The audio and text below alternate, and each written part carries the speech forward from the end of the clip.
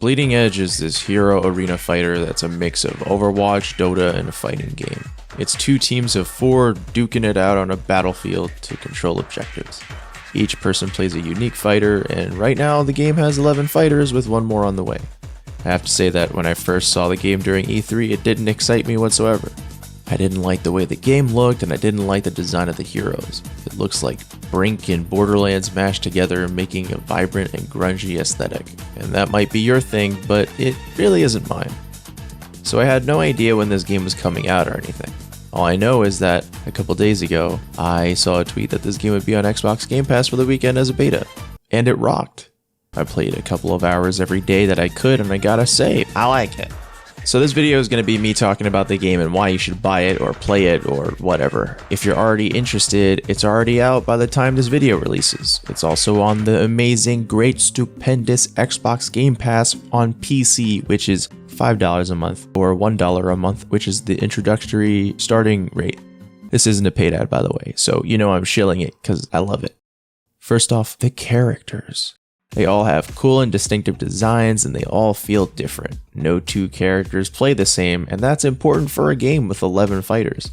Because of the low number of these guys, the game feels a little closer to TF2 than Overwatch. And I'm sure this is going to change in the future, but the amount of characters to learn matchups for is manageable for now. Each character has 3 abilities and an ultimate. There are also other alternate attacks that characters can do. For most of them, you can get an idea of how to play them from their ability splash screen. It's all very MOBA-like. The game has a very low skill floor to play. You can learn characters quickly and fill them out in your first hours of the game. To Bleeding Edge's advantage and disadvantage, the game isn't a shooter. There's a lot less aiming needed to succeed in the game. This means that for people who are trash at aiming like me, you can have a bunch more fun. Combat is about teamwork, positioning, and ability usage in that order. Bleeding Edge finds itself in a unique spot because no one player seems to have a lot of carry potential. In games where you have to aim, there are times for good players to shine when they're outnumbered. Think about the CSGO games where it's just one guy against everyone else, or the Overwatch games where it's just one Hanzo on the point. If you're better at aiming than everyone else, you can win in those games. In Bleeding Edge, this isn't the case. All characters have a variety of crowd control abilities, meaning if you're fighting an even 1v1, you pretty much lose as soon as another person shows up. The game is about teamwork. You'll win as a team, and you'll lose as a team. The fighting in this game is about locking people down in combos or stun locking them. Most of the characters have a dash that allows them to escape combos. These dashes, while they recharge, are in short supply. Most fights are about exhausting dashes, escape abilities, and trying to confirm a kill. The fighting feels good, and it seems like it's easy until you run into people who actually know how to use the system.